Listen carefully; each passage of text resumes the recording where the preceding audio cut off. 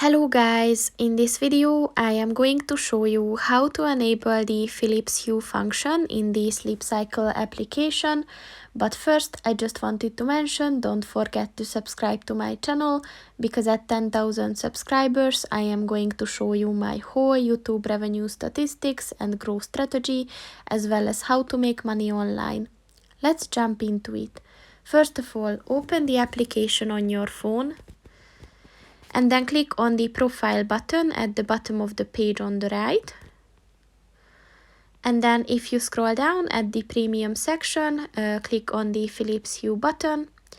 And remember that this function is only available if you're on the premium subscription of the application. So to turn this on, just click on the on button and it is set. So that's pretty much it for this video, guys. See you in the next one. Goodbye.